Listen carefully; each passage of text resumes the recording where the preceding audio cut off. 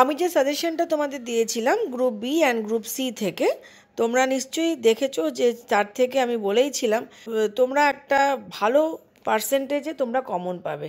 তা তোমরা নিশ্চয়ই দেখেছো যে মাত্র দুটো চ্যাপ্টার পড়ে আর দুটো চ্যাপ্টার থেকে তো আমি সাজেশান দিইনি। আমি বলেছিলাম যে তোমরা কমেন্ট করে যদি জানাও যে ম্যাম ও দুটো চ্যাপ্টার থেকেও দাও দিন, তাহলে আমি দেবো। তো তোমরা আমাকে কেউ কমেন্টও করোনি, ওই জন্য আমার পুরো সাজেশান দেওয়া হয়নি। আগামী দিনে যাদের জেনারেলের মানে মাইনরের পরীক্ষা আছে তাদেরকে আমি ফুল সাজেশানটাই দেবো, কয়েকদিনের মধ্যেই আমি দিচ্ছি। এখন আমার বক্তব্য যেটা, তোমরা দেখো পুরো সাজেশানটাই কিন্তু এখানে কমন আছে। মিনিমাম মাত্র দুটো চ্যাপ্টার করলে কতটা কমন পাওয়া যাচ্ছে। আর একটা জিনিস তোমাদের কাছে জানতে চাইবো, কেননা আজকে কিন্তু তোমরা অবশ্যই সবসময় আমার পাশে থাকো।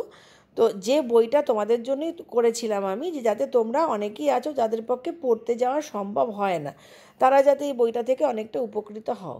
তো সেই কারণে আমি তোমাদেরকে খুব কম সংখ্যক ছেলেমেয়ের পক্ষেই পৌঁছাতে পেরেছি। তার কারণ দেখো, আমি তো অনেক দেরি করে বইটা পাবলিশ করেছি। যেমন সেকেন্ড সেমিস্টারের বইটা তোমরা 1 মাসের মধ্যেই পেয়ে যাবে, খুব দেরি করে আমি করেছি, যার ফলে কী হয়েছে, খুব কম ছেলেমেয়ের কাছেই পৌঁছেছে।